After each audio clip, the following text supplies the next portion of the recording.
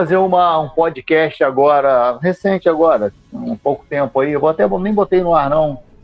Fui fazer um podcast e eu tava nesse podcast e eu tinha levado um material que um OVNI deixou, que eu recebi, e eu tava lá no podcast e de repente eu mostrei e tal, e o diretor do podcast, ele era fumante, ele saiu e foi fumar lá fora. Quando ele chegou lá, ele viu uma luz em cima do estúdio lá. Aí ele comentou com um cara que mexe lá na aparelhagem técnica, e o cara, aí ele comentou, pô, cara, eu fui ele fumar, eu vi uma luz. Falei, então vem aqui, chamei o cara, botei do lado, falei, mostra tua cara aqui. Aí ele apareceu, ele falou, não, eu fui fumar e realmente eu vi uma luz aqui em cima do podcast. Então, nessa época, quando eu estava começando o canal aí, as pessoas me davam esse material, eu ouvia o relato, eu fui fazer uma pesquisa lá em São Tomé das Letras. E o cara me passou esse material, me contou o que aconteceu, que a luz estava nas árvores durante o dia, mas eu não tive a sagacidade de pegar e mostrar, cara, então faz o depoimento aí. Porque se for mentira, quem passa como mentiroso é ele, não eu. Eu apenas apresento. Então, só que lá nesse podcast eu fiz questão de chamar o diretor e falar, então dá o testemunho você. Porque eu não vou falar isso aqui no ar. Aí ele chegou e falou, eu vi a luz. Falei, então tá aí, porque se quem tá falando é ele. Se for mentira, a mentira é dele. Então hoje, se a pessoa me conta uma história, eu trago o cara e falo, o vídeo tá aqui, conta aí, cara, o que aconteceu? Entendeu? Porque eu tô cansado de levar porrada, cara. Eu tô 6 meses sem botar nada no meu canal. Eu tava ouvindo aí o Roberto falando que tá cansado. Eu tô desde novembro que eu não posto nada lá e eu tô cheio de coisa pra postar, cara. Eu recebo material, eu tô cheio de... Mas tô cansado, irmão. Entendeu? Eu só tô fazendo isso aqui em consideração ao Cleito, porque nem aqui eu estaria, meu. Então é mais ou menos isso, entendeu? Mas agora, toca aí. Eu queria aproveitar uma fala do Fred, e é o seguinte, são coisas que, assim, eu tô evitando falar, mas eu vou falar porque eu só tô falando as coisas, assim, quando eu tenho um testemunha do meu lado, quando eu tenho vídeo, quando eu posso provar, que eu tô cansado de levar porrada já, cara. Então eu vou contar um caso aqui que o Seca falou aí, ele falou assim, uma coisa que eu não acreditava era intraterrenos, e agora eu já ouvi tanta coisa, eu fui alinhando ali, hoje eu tô começando a acreditar. Eu também era assim, Fred. Eu lembro que eu fui fazer um show, nós fomos fazer um show lá em Campo dos Goitacazes, num evento de motoclube da cidade, e tinha um cara de uma banda lá que ele foi lá e me encheu o saco. Quero falar de um negócio aqui, cara, de intraterreno. Ele contando umas histórias loucas pra mim. Aí eu falei, cara, chato, contando um papo que não existe. Não, cara, você é ufólogo, você tem que ouvir. Ele queria me contar uma história que estava acontecendo lá no Morro do Coco. Aí eu falei, cara, chato. Eu fiquei assim, intraterreno, papo de maluco, isso não existe e tal. E eu achando aquele cara chato. Hoje eu vou até pedir perdão a ele, vou pedir desculpa a ele sobre isso. Aí o tempo passou. Eu fui ouvindo muitas coisas, fui fazendo o link de muitas coisas, e aconteceu um caso na minha vida que eu não tenho como não acreditar que intraterreno existe.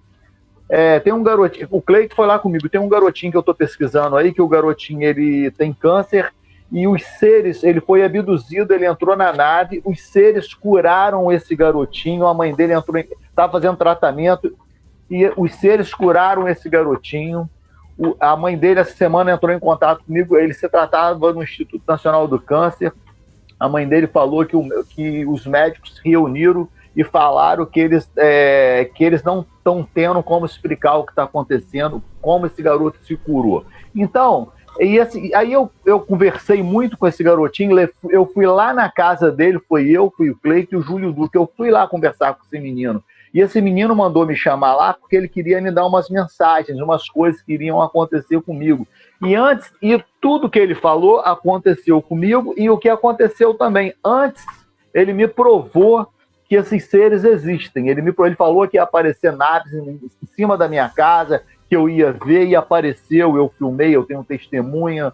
Foi uma coisa impressionante. Teve coruja que pousou no poste. E não, eu estou falando quando tem coruja, porque casos ufológicos muito intensos sempre aparece coruja, eu não sei porquê. E teve coruja na história, e uma coisa impressionante. E esse garotinho conversando comigo em off, ele pediu que o Cleito saísse, que eu desligasse as câmeras. Ele virou para mim e falou sobre isso, sobre seres intraterrenos, que são seres aqui da Terra, que habitam aqui também, e que eles andam junto com o pessoal do folclore, e falou um montão de coisa para mim. Então, devido a tudo que esse garotinho me falou e ele me provou, hoje eu acredito que seres intraterrenos existem nessas bases de montanha, igual esse senhor aí falou aí desse vídeo aí, seres na montanha. O que eles estão fazendo? Eu acredito nisso, cara. São seres que vivem nessas montanhas, nessas bases. Eu acredito nisso. Eu queria só falar uma coisa rapidinha pro pode Beto, falar, cara. Pro Beto, que não tem medo de luzes, né? Corajoso. Eu já contei nos podcasts que eu fui, a minha história quando eu tinha 14 anos, contei minha história quando eu tinha já 30 e poucos anos, com mais 2 pessoas em cima de um prédio. Mas uma história que eu nunca contei em lugar nenhum foi que aconteceu comigo. Eu já estava estudando ufologia, tá? Já tinha ido viajar para o Rio de Janeiro, já conheci o Petit, já assinava a revista UFO, já sabia alguma coisa de ufologia. E um dia eu estava aqui na minha casa, na janela da minha área de serviço, e era de dia, tá? De dia. E eu vi uma luz, um facho de luz de dia, um facho de luz branco que acendeu assim, ó, veio do céu e acendeu. A luz era tão forte de dia que eu pensei, cara, olha meu primeiro pensamento. Instalaram um luminoso daqueles outdoor grande, né? Que tem televisão, que é tipo uma tela de LED, né? Gigante. Eu falei, caralho, instalaram um luminoso desse. Aí aquele facho de luz, ele foi mudando de cor. Ele era branco, depois ele ficou azul, depois ele ficou amarelo, depois ele ficou verde. Quando esse facho de luz ficou verde, eu senti uma coisa na minha cabeça que falou assim, ó, que falava na minha cabeça assim, ó, sai da sua casa, vai pra rua de trás e vai ver o que é. Sabe o que eu fiz? Eu fui pro meu quarto aqui, me tranquei e comecei a andar em círculos. Pelo amor de Deus, eu não quero isso, pelo amor de Deus, vão me levar, eu nunca mais vou ver minha mãe, eu nunca mais vou ver meu irmão. Eu entrei num medo, que eu fiquei com o cu na mão, cara. E eu fiquei mais de 3 anos afastado da ufologia por causa disso. Porque eu tinha certeza, né, o que estava acontecendo, que eles iam vir atrás de mim. E eu já tinha comprado um monte de livro, um monte de CD, as coisas iam chegando aqui, ó, eu jogando no armário, eu não tinha coragem nem de abrir um CD, nem de ler uma revista UFO. Eu fiquei 3 anos fora da ufologia de medo. Então, e isso que você relatou pra gente agora, o Cleiton, mas qual era a mensagem que passava? Você ficava com medo pura e simplesmente por estar escutando a mensagem, ou a mensagem que era passada para você era algo realmente que deveria te trazer medo? Não, porque eles não estavam falando em português ou alguma língua que a gente conhece. A sensação que eu tinha, eu já falei muitas vezes aqui no programa, pro Riba também, né? Mas a sensação que eu tinha era uma língua tipo russo de trás pra frente, cara, sabe? Aquela alemão, sei lá, cara, era uma língua que eu nunca ouvi. Se fosse alemão, se fosse russo, eu saberia identificar. Eu não saberia o que eles estão falando. Mas a gente sabe, né? Quando tá rolando um russo, quando tá rolando ali um alemão, se a pessoa falar um pouquinho, a gente fala, isso aí é tal coisa, né? Pelo menos algumas línguas para o brasileiro é fácil de identificar, mesmo ele não sabendo falar a língua, né? Mas, sei lá, se eu ouvir um hebraico, aí eu não sei como que soaria, né? Um aramaico, como que soaria? Um romeno, aí não sei, né? Mas o lance que estava rolando ali não era só o lance da língua, mas era algo que eram mais do que uma pessoa, e o lance mais impressionante era o lance físico, que é o quê? Ao mesmo tempo que essa voz ela estava distante, pedindo uma espécie de socorro, ela foi chegando perto da minha casa muito rapidamente, assim. Então, ela, para chamar minha atenção, ela falava tava como se fosse na outra rua.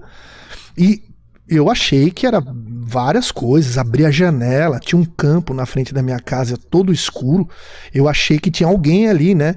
Mas foi chegando até que chegou na beirada do meu portão, e quando chegou na beirada do meu portão, a voz que eu ouvia era algo assim.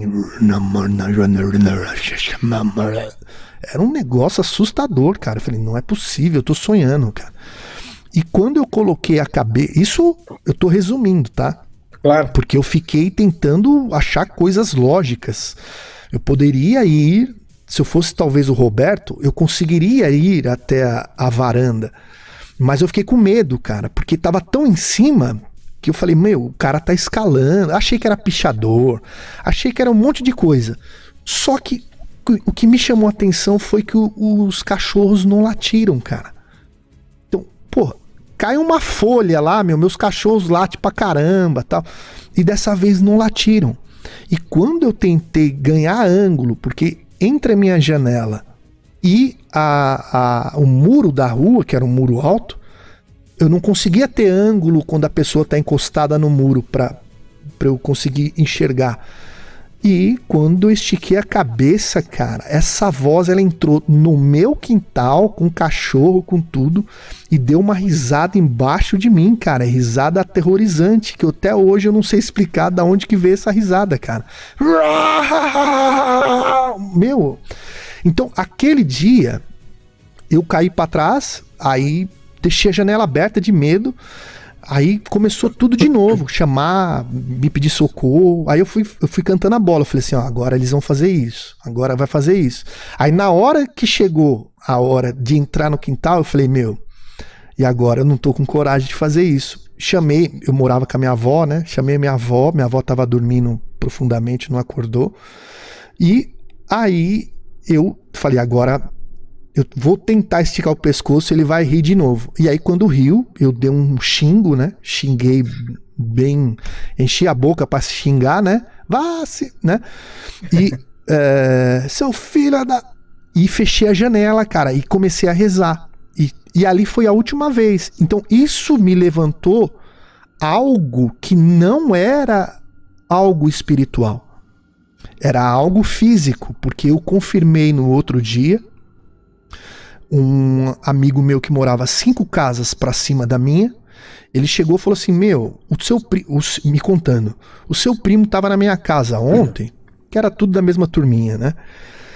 E quando a gente foi levar ele pra ele ir embora, a gente foi levar ele até o portão pra ele ir embora, a gente começou a escutar uma voz. Aí quando ele começou a falar assim, eu falei assim, meu, foram esses caras que tava me pregando uma peça, né? Só que não, cara, porque senão os cachorros iriam latir se fossem eles ali, molecada brincando, né? E não aconteceu nada disso. Parece que parou o tempo e algo fenomenal aconteceu na rua, naquele momento que por coincidência eu tava indo dormir, eu tava assistindo televisão na sala, não tinha TV no meu quarto, eu tava indo dormir, ajeitando minha cama pra dormir e eles estavam indo levar meu primo.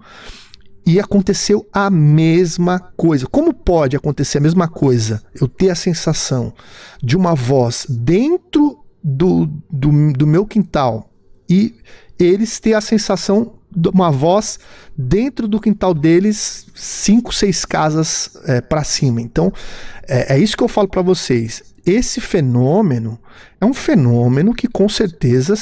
mundos se cruzando. Então a ufologia ela abrange muita coisa. Errados estamos nós se a gente for ficar colocando barreiras. Não, isso é ciência, isso é espiritismo. Claro, as pessoas são livres para fazer o que quiserem, né? Mas eu sempre acreditei que tem uma ligação e que essas pessoas nos veem e a gente não, pelo menos por enquanto, não consegue vê-los, mas em alguns momentos, sabe-se lá por quê, o cruzamento da Terra, alguma coisa, a gente consegue ver alguma coisa, mas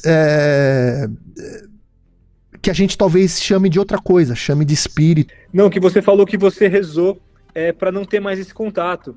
E o contato principal que eu tive lá no alto do prédio, com mais 2 pessoas, o Ricardo Fantini, que foi um dos caras que teve esse avistamento comigo, a história dele é que ele via na infância ele viu na infância dele durante muito tempo, e com 18 anos, ele rezou, se trancou no quarto, rezou e pediu para fechar esse contato, para não ver mais, porque a família dele estava achando que ele estava ficando louco. Porque ele via, ouvia, e ninguém mais da família dele nem via nem ouvia. E quando você falou que você rezou para fechar o canal, né, me lembrou na hora a história do Ricardo Fantini, que ele também só conseguiu se livrar desses avistamentos da infância aí, quando ele fez uma reza, uma oração, enfim. Na verdade, é um contato mental, né, que a gente está fazendo com esses seres e está fechando o canal, né? Porque a gente sabe que alguns seres desses daí respeitam, né, as nossas vontades, mas outros não respeitam vontade nenhuma e vão para cima, e se tiver que abduzir, vai abduzir mesmo, né? Era só para falar essa coincidência aí.